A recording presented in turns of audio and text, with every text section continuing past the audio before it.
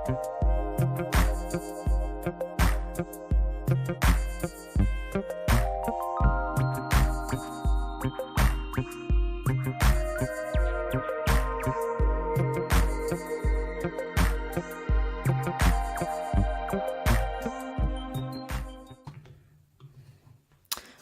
welcome to the Nextflow Channels podcast. We're coming back to you now in May 2023, and this is the start of our new kind of summer series of podcast episodes. My name is Phil Yules. I'm a developer advocate at Secura Labs, and I'm speaking to you today from Stockholm in Sweden. Hello, everyone. My name is Marcel. I'm a developer advocate at Secura, and I'm speaking to you from Brazil. Hi everyone, my name is Chris and I'm also a developer advocate for Secura Labs and I'm joining you today from Germany. So we're pretty excited to be back. We've had a couple of months off since the previous episodes and had a bit of a refresher for ourselves and been listening to some feedback about what you would like to listen to in the podcast and how we can improve things. So we're going to do a few changes now. We're going to learn from what you've told us. We're going to change the cadence of the podcast slightly. We're going to, instead of having kind of short series which are one week apart, we're going to spread them out a little bit more. Do an episode every couple of weeks instead of every 1 week. Turns out that doing podcasts is actually quite a lot of work. Nobody told me this. So hopefully that will make it a bit more even, and we can kind of spread things out a little bit more over the summer. We can have a bit more of a focus on technical content, perhaps, get a bit more dug into the details of what's going on with Nextflow and kind of what things are interesting to the developer community. And also a big change is we're going to have a lot more episodes where we invite people onto the show to talk to them. So these may be heavy contributors for Nextflow, the tool itself, people working within Secura, but also people in the community. And we'll talk to them about specific things that they're really the experts on. So you won't just be listening to the three of us trying to make up what sound like we know what we're talking about. So with that, let's kick off. This is episode 14. Going out on May 22nd of 2023. And first up, stick to our plan, we're going to talk to you about Nextflow. There's been a couple of releases in the past few weeks, which is quite big news. Nextflow typically has a stable release about, is it every quarter, I think? And so the 2304 release just shipped, which is quite a big one. If you go to like the Nextflow website, you can sort of poke around, find the Nextflow GitHub repository, go down and click releases. You find all the information about what is in every single release. But when you click on this release, you'll see that this is a very, very long list of, actually that's the patch release, so it doesn't look so impressive, but it's a very, very long list of things which have gone into every release, especially the stable ones, because they scoop up all the different Edge releases that came, the Edge pre-releases that came before it. So what we've done is we've gone through this massive list and tried to summarize and distill out what we think are the most interesting salient points for you. So Marcel, maybe you can kick us off and tell us about a couple of your favorites. Yeah, I think this release was very interesting because in the summit last year, a lot of new things were shared with us and they were like in the Edge releases, but a lot of people were waiting for the stable release to play with Wave and Fusion, with all these things, right? New plugins and so on. So this is a very special release in my opinion. So it's the first one that for good, we have removed the support for DSL1. So now the documentation, scripts, everything else is going to assume DSL2 by default. So you should really migrate to that. And if you still want to use DSL1, you can still use older versions. But for the new stable ones, you have to use DSL2. So we are also supporting Java up to Java 20, which is great news because it opens opportunities for so many new preview technologies. So in this episode, we're going to talk about other things like virtual threads. And there are things that are being brought up by Java 20, among other things. So the Fair Process Directive that we have spoken before in the episode 9, it's in the stable release now and so much more. So I'm so excited to play more with the stable release and see people that were waiting for a stable release to play with all these new features. It's very, very nice. Yeah, so some of the features that have come out in this release we have talked about in previous episodes. So if you're interested in things like you just mentioned, the new Fair Process Directive, you can go back to some of the earlier episodes and listen to a bit more detail about them.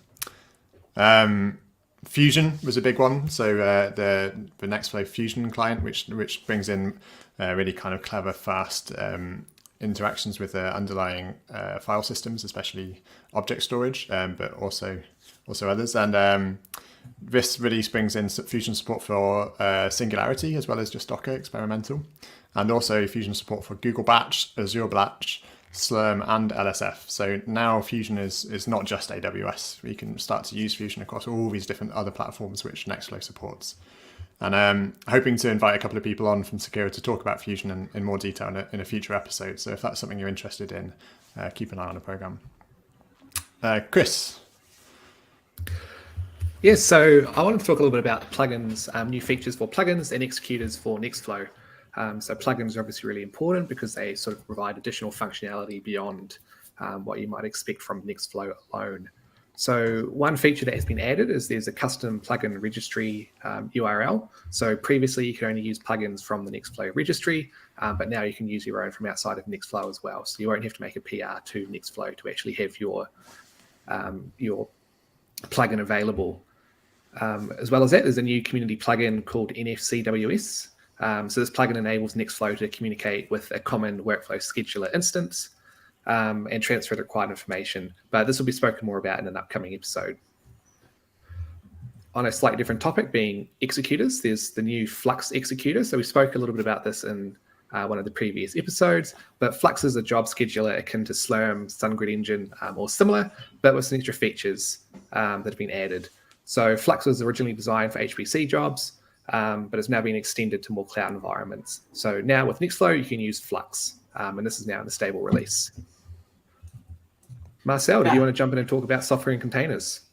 Yeah, so not only Flux that was mentioned in episode 10, we also had Sarus, which is a new container runtime that we mentioned in episode 11, and then SPAC, which is a package manager that was shared in episode 12. So as you can see, we were for a while sharing with you guys these news in the episodes, and they were still not in the stable release, but now they finally are. So we not only have Conda now to do package management, you can use SPAC, which is very used in the HPC community, and also Cyrus.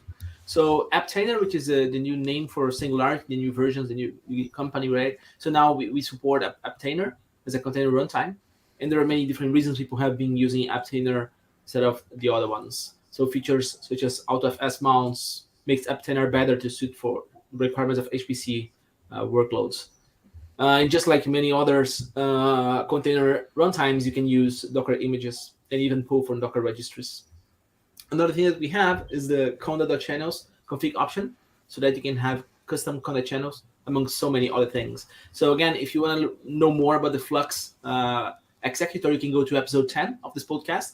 Cyrus, you can go to episode 11, and SPAC, you can go to episode 12. The conda channels is a nice one, especially because it's very common on NF Core to have people with difficulties where the bioconda channel priority is not set up properly and things. And it's if it's just the conda package name which is specified there, then it's up to the end user to configure their channels properly. But having conda channel support within Nextflow natively now means that pipeline authors who are adding in these conda recipes can also specify the channels which are required to install them properly. So that was a nice one to add in there. Sorry, Chris. Great. Moving on to the topic of storage. So obviously storage is a big part of Nextflow when you have a lot of files that need to be moved around. So I think it was last season in episode 11, if I'm not mistaken, we talked a little bit about rclone and FCP for stage out mode. So this is a way that you can basically move your data around from storage. These features have been added. It can be used with things like HPC and cloud. Really nice additions to Nextflow. There is also now support for Glacier Restore with S3. So AWS S3 Glacier is a long-term storage, kind of frequently referred to as cold storage. It's a lot cheaper than other forms of storage on AWS. And while this feature is experimental, you can actually restore your data from the storage, from Glacier, using Nextflow. So this is really good because it provides overall and complete transparency when you're trying to sort of restore this data as a part of your pipeline, if you ever need to. As well as this, there's also support for S3 storage class publisher. So that's the way that you can store your data on S3. And now there's also support for disk directive, empty directories, CSI, ephemeral volumes in Kubernetes. All of this, though, will be covered in an upcoming blog post as well, so keep an eye out for that. While we're sort of talking about this topic as well, I think, Phil, there's a few bug fixes you might want to mention. I was just going to say there are a lot of bug fixes in the list, basically. Like you go to a changelog, you've got the new features when it's just like bug. So many things being cleared up, and these are all the community kind of issues coming in where people test Nextflow on such a wide range of systems now. So these stable releases really kick in with a lot more stability. I think I'm quite excited by the Glacier and the storage class stuff. That's big news for anyone running on AWS, because using different storage classes and using Glacier can really reduce the fees you have for storage. So the fact that previously, if you were using Glacier, you'd have to retrieve all that data before you could launch a pipeline, so that it was accessible for Nextflow to pull. But now, because it's got built-in support, you can just point it at some object storage on Glacier, and Nextflow will just do everything for you, which just makes it a much more attractive proposition. So hopefully this will help people save a bit of money on the cloud. Absolutely. So it wasn't just the 2304 that's stable release, which was the really big one. Like I say, a lot of that stuff we have covered before. There was also a new Edge release, 2305 Edge, which came hot on the heels of the last one. This one is all, because it's a pre-release, it's an Edge release. This is all kind of bleeding edge new stuff, which is now out there ready for testing and battle testing. And there's a few, and none of this stuff we've talked about yet because it's brand new. So maybe Marcel, you can kick us off with something here. Yeah, sure. So there's this new environment variable which is very interesting, which is nxf underscore file underscore root, and it's very useful for cloud development, for cloud deployment. So basically, when you create a file object with a file function, right? File parentheses apostrophe foo apostrophe parentheses, right? When you do that, it would add the path of where you run your Nextflow pipeline. But sometimes that's not what you want to do. You have a bucket that you want to do a few things, a bucket that you want to use as work tier, and so on. And by setting this nxf file root, you can have this relative path resolved for the file that you're creating or specify, and so on. And you can even give like an S3 bucket for that, which is very useful. The nice thing is that this won't mess with your absolute path or anything like that. Just when you use functions that would be based on the relative path, you can provide a relative path that is different from where you launch your pipeline script, your Nextflow script. So it's a very, very useful feature, mostly if you're working in cloud with cloud deployments, deploying your pipeline script to the cloud. This is one that came in. I think both Harshal and I put an issue request about this one, and it would be nice for NF Core. Something we had a lot with NF Core is you have the ---- out there parameter, which is like a prefix to all of the published definitions in the config, and it says where the results should be published to. And so we do that sort of manually within the workflow with that parameter. But if you, in the old days, that defaulted to .results, which makes sense if you're on HPC. But if people forgot to set that on cloud, then it would just be on the ephemeral storage attached to wherever Nextflow is running, and it would get lost. So you have to specify ---- and then an S3 path. But being able to do that via this environment variable is going to be much more flexible. And I suspect we'll see this kind of filter through a bit more into platforms like Tower and other ways of running, where then the default kind of relative directory can be paired with a compute environment, and you don't really need to think about it so much when you're actually running the pipeline. Just data just ends up where you expect it to, right? And it's also really important for running any pipelines that are written by other people, because now the pipeline doesn't have to have this parameter prefixed within the actual pipeline code. You can actually configure that yourself easily, if that makes sense. I think that's a good one. I know Harshal was sending gifs of little people dancing and stuff. It's always a good sign.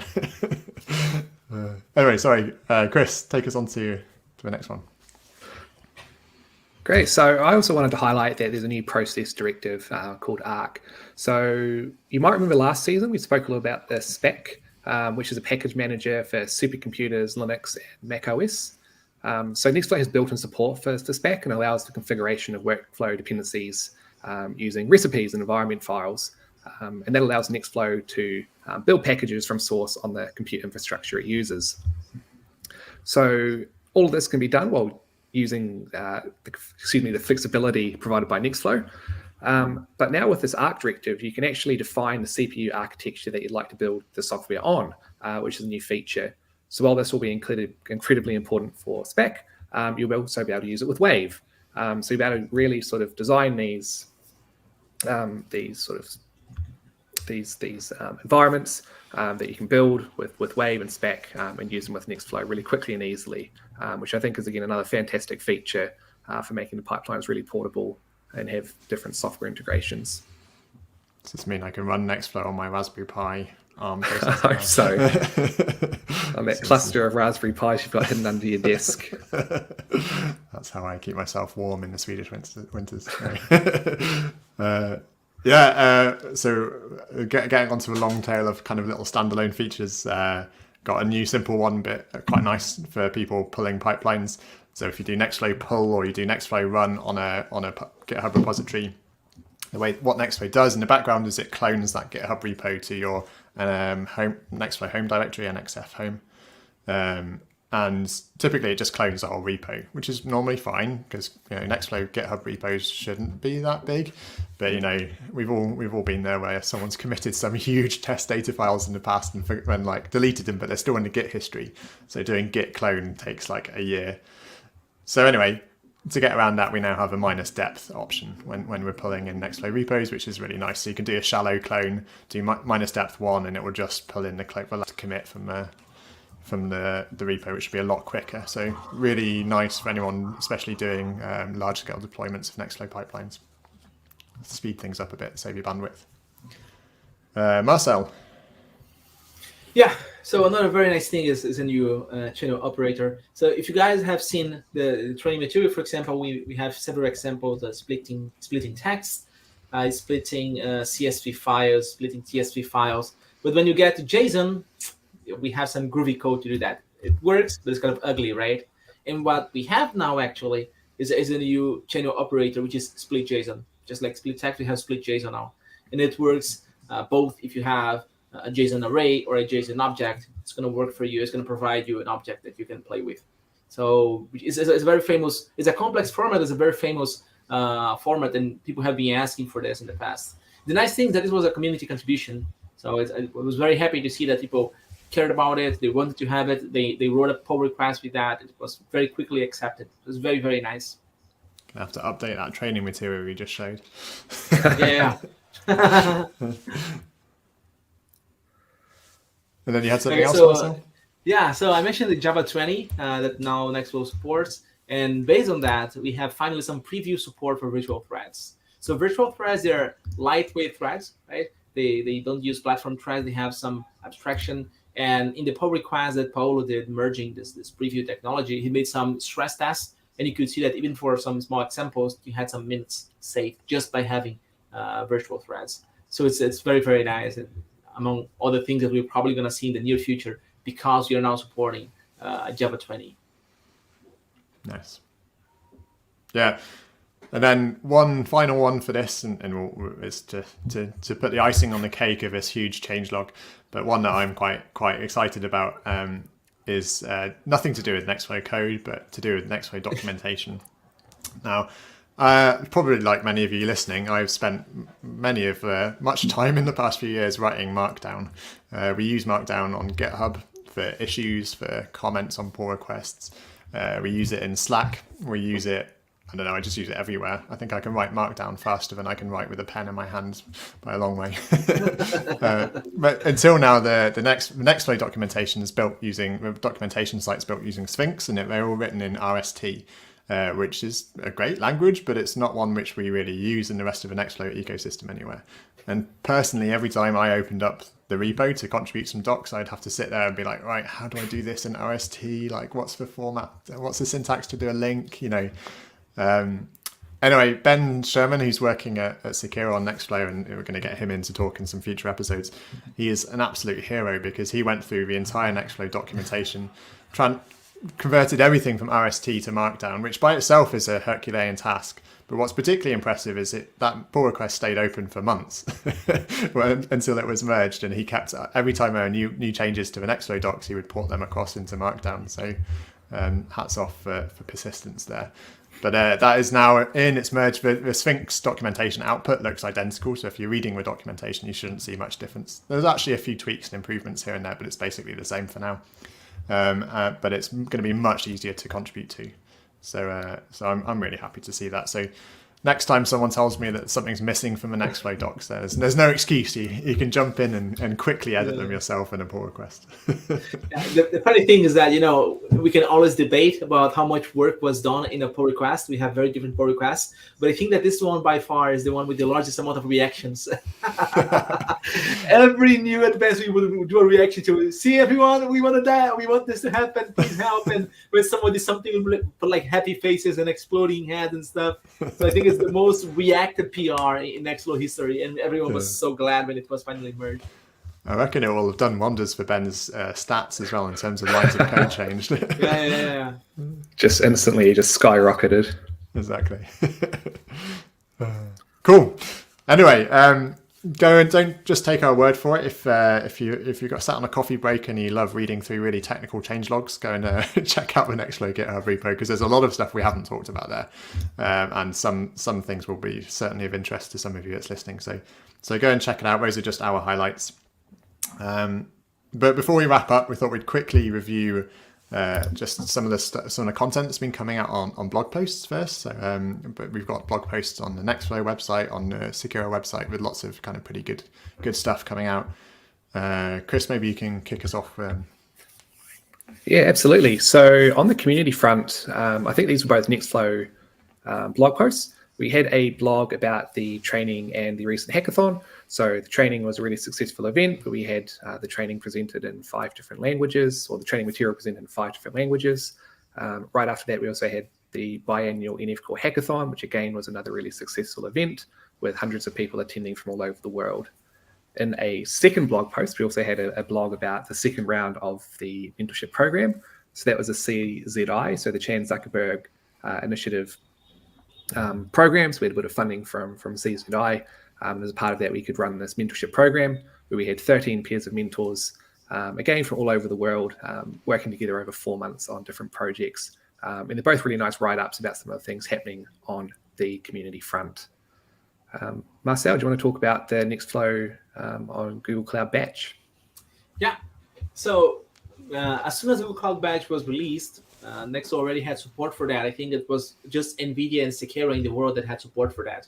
So we had a blog post at the time. We had documentation and official Nextflow documentation about this, but we felt it was still lacking some hands-on examples and a more informal way of explaining how to use it. So we had this Get Started with Nextflow on Google Cloud Batch blog post in the Nextflow blog, and we got lots of nice feedback. So if you want some example to try yourself in your free credits account on Google Cloud, you can head to this blog post and see a full example running a Nextflow pipeline on Google Cloud Batch. It's very, very nice. So we also had this blog post by Ben called The State of Kubernetes in Nextflow. It's very, very nice. So if you go to this blog post, you're going to see a lot of amazing things you can do with Nextflow on Kubernetes, and having the specific versions where each feature was deployed. It's very, very nice. Very nice blog post. So Chris, you had some nice posts to mention also, right? Absolutely, again. So I think this is another Nextflow blog post. This one was written by Polo, and it was about selecting the right storage architecture for your Nextflow pipelines. So this was an article about the various storage solutions supported by Nextflow, including on-prem and the cloud file systems. There's also a little bit of information in there about the Fusion file system, which is a new high-performance file system, which really can simplify the way you run your workflows. So if that sounds like something that is interesting to you, you can jump on and find that blog post. As well as that, there was, I think this one was a Secura blog post, which was about running the AI workloads on the cloud using Nextflow Tower. And this is a really cool blog post, actually, because it shows you how you can use things like Nextflow as a workflow manager with integrations to things like Nextflow Tower. Now you can use this to run AI pipelines. So, of course, AI is massive at the moment. There's lots of things like Stable Diffusion, which can be used to generate images. And this is a really fantastic example of how you can use Nextflow with Nextflow Tower to actually deploy and manage this in the cloud. So if that's something that is interesting to you, I'd definitely recommend reading about that one as well. even not, it's got pictures of Ghostbuster characters stood in Barcelona generated by AI. So it's worth a read for that. Yeah, and final one, also on I think it was a Sakura website, right? See if I can find it quickly. Resources blog. Really nice article about Fusion, which most importantly has like lots of real proper benchmarks about why Fusion is fast and technical details of how it works and how it does it and how it stacks up against other solutions for especially working on AWS. This is a benchmark done against AWS showing it's both a lot faster and also cheaper. And so what Fusion does, the way it's being used here is you give it an S3 bucket and it accesses the S3 data directly without having to kind of pull it from the object storage to a local disk. So that's really cool. So again, like I say, we'll come back and probably talk about that a bit more in the future and get Jordi or Paolo or someone on to really talk about it in technical depth, which I'm not really capable of because it's quite complicated. Any updates coming up for events? We've talked about blog posts. Anything on the events front? Yeah, on the event fronts, we've always got the bite-sized seminars, which of course are the weekly short talks by different members of the community. I think the next talk coming up is about workflow safety and mutable objects. So I think that'll be on the 23rd of May. After that, on the 30th May, there'll be a talk about the NF Core QuantMS. I think it's how QuantMS pipeline as well. I'm not quite sure how to say that properly, but so both of those are coming up. Of course, you can watch those live using the links available, or you can catch up on those afterwards using YouTube.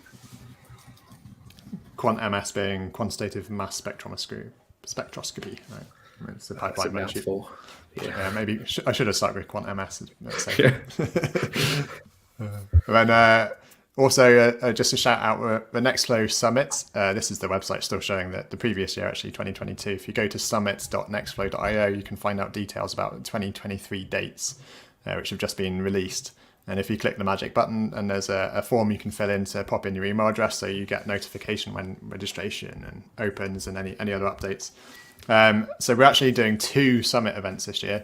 We had a lot of people saying, guys, I wanted to come, but it was too far to come to Barcelona. Can you do one in the States? Instead of moving it to the States this year, we're just doing 2. So we're gonna do one in Barcelona again, which will be again in the Torregroyes Tower, right in the center of Barcelona, which is an absolutely stunning venue. The hackathon will be the NF Core hackathon will be a slightly different place. We need a bit more space to fit more people in there. And then we're also going to have an event a month later in Boston, which will be one of the first ever community events in the States, I think, or certainly centrally organized. So it's real kind of a bit of an experiment to see if anyone turns up. Hopefully it will be packed, we'll have a really good event. So anyway, if you're interested, the Barcelona event will be October 16th to the 20th. So again, there'll be a hackathon followed by the summit talks, and you can come to one or both of those. And then Boston, the same idea, slightly shorter, November the 28th to the 30th. So try and find this page on summit.nextflow and sign up to updates, and hopefully we'll see a lot of you there. Great. With that, I think we'll wrap up. Hopefully you're now feeling full to bursting with all the latest in Nextflow updates and details. We'll be back in a couple of weeks' time. I think the next episodes we're going to get Ben Sherman on to talk about some of the new features that have come into Nextflow. We're not going to be such a smattering kind of fire hose of lots of little things like it's been today. It's going to be a bit more of a deep dive on some of the things that he's been working on. He's a core contributor working at Sakura on the Nextflow product. So really looking forward to that, both personally as well, because it's always fun to talk to Ben and get some deeper insight into what these features are and why they're interesting. So many thanks for your attention, and hope to catch up with you again soon. Thanks. Bye-bye. Bye, everyone.